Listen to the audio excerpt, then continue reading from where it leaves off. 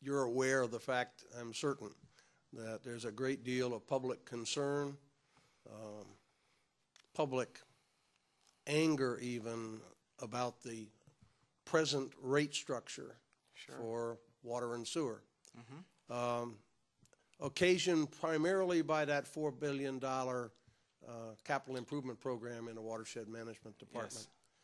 That was really jump-started by Mayor Franklin when she came in the face of those two consent decrees you mentioned, in the face of increasing fines for spills, in the face of a failure earlier to continue to build infrastructure to meet our rapid growth, and a failure, frankly, of maintenance in an earlier time also. Yes.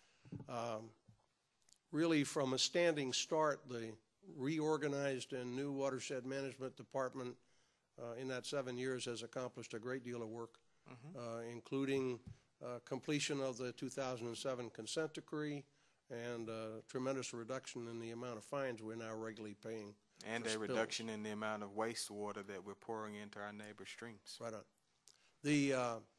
However, right, Atlantans are now paying the highest rates of any of the largest 15 systems in the country, with 2 more projected major or significant increases to come.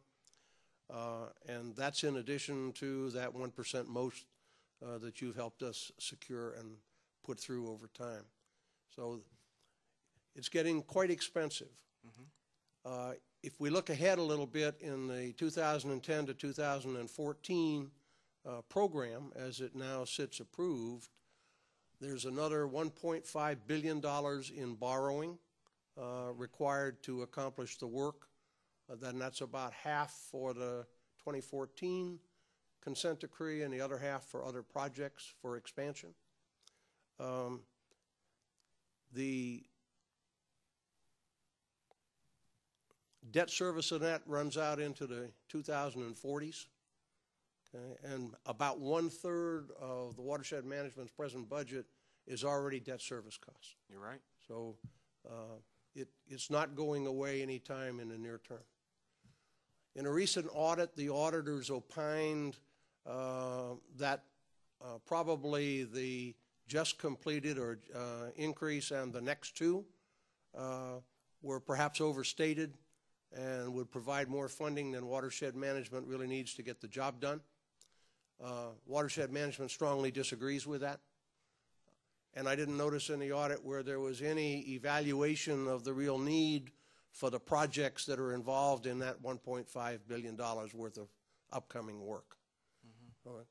Would you take a couple of minutes and tell us, if you're successful in becoming mayor with all the other things you got to do, how do you get yourself convinced that we've got the right program with the right projects and that we're going to get it done in the minimum cost to the ratepayer? I'm going to start with a complete reevaluation of our program with fresh look and new eyes. So I'm not going to make any assumptions based upon the past success that we had under the previous administration. So I want my own team. I want a panel of individuals who I have confidence in, and candidly who the public will have confidence in. You know, one of the keys to passing the first most and to generating the work that allowed us to secure the first round of funding was, candidly, the president of Georgia Tech, Dr. Clough's involvement in our effort. Now, any serious person knows that if you had not had his involvement along with the panel of external experts all saying that Atlanta should not turn over its water and sewer system and that we should face this challenge head on, it would have been very tough to get done. So I will take that approach when I enter into office as mayor. I will not believe what anybody said in the past. I believe Black and Veatch's study said that our water rates were the second highest in the country, but perhaps they're the first. We just got another 12.5% raise. Oh, I understand. No, I wasn't being dismissive at all. I understand. So that is unacceptable to me on a going forward basis. So what I want to do is to have my own team, an independent panel of experts, reevaluate everything, and let's have a robust conversation about it. That's the beauty of a new mayor. Thank you. I want to be clear that I will not be operating on old assumptions in any way. Going back to the audit, in a little different place. Quite some discussion relative to the fact that within the city government structure, watershed management has a great dependence upon the other departments, and particularly in the arena of watershed management and its procurement arm, the Department of Procurement and the Department of Law.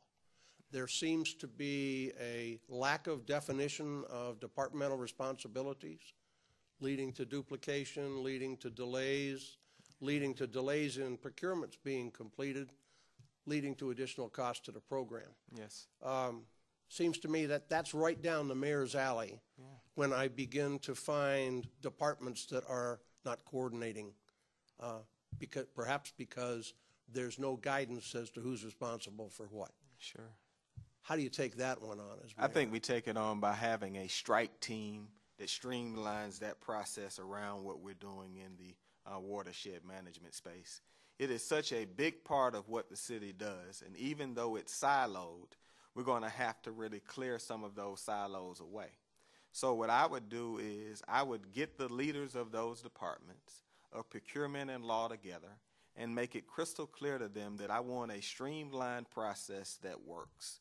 But at the same time we're doing that, we always have to be mindful of transparency so the public has confidence that a more efficient process will ultimately help us make less mistakes. So, for example, in the law space, as you know, one of the biggest challenges we have are on receivables that are more than 120 days old. We have more than $60 million in the most recent year of receivables that are more than 120 days old. That is an area where the law department can make a difference by making recommendations on how to handle that aspect of it. So wherever we can go in and reduce costs that are related to watershed management and our water and sewer system, I want to do it quickly and efficiently, but always with openness, always with transparency. Yesterday, a federal judge ruled that essentially that in the Atlanta regional area is not entitled to any more than incidental water out of the lake and the river. He gave us about 3 years to get congressional approval for more than that. Otherwise, we go down to about 50% of where we are right now. That's right. That'll be appealed. Who knows where that goes? Yes. Up Up until this point, I perceive that the city really hasn't been involved in the issues, but has left that to ARC and to the state. We haven't really had a chance to study that finding yet, but one of the judge's comments struck me, and I'd like to have your vision of the propriety of what he's saying. Local governments allow unchecked growth because it increases tax revenue, but these same governments do not sufficiently plan for the resources such unchecked growth will require. He's talking water. Yeah, and he's also talking about Georgia and the metro Atlanta and taking a pretty aggressive swipe at us and our growth patterns and the lack of planning. I believe that the mayor of Atlanta will have to work in a coordinated fashion with the state on the state's most recent reservoir initiative. We have kicked the can on reservoirs for long enough. Now, we have to make sure we work through the environmental issues that are around reservoirs. But if Georgia is really going to deal with our problems related to water and get beyond Lake Lanier and the basins that we're currently using, we're going to have to move much more aggressively than we are today on building out the reservoirs that the state and the General Assembly, candidly, has already agreed that are needed. But if we're being completely frank here, Governor Barnes had a robust reservoir initiative. He got beat. That reservoir initiative was shelved. We had a water crisis. It got pulled off the shelf, and it has moved too slow. So in my opinion, the mayor of Atlanta will need to be involved in a robust way as a part of a coordinated approach. So I'll take the smack that's in the judge's decision, but the solution for us is in the reservoir plan and in the water plan and in the Metro Atlanta water plan that the General Assembly moved, but we have not done much more than that. Thank you, That's where I Senator. believe the answer is. Thank you, sir.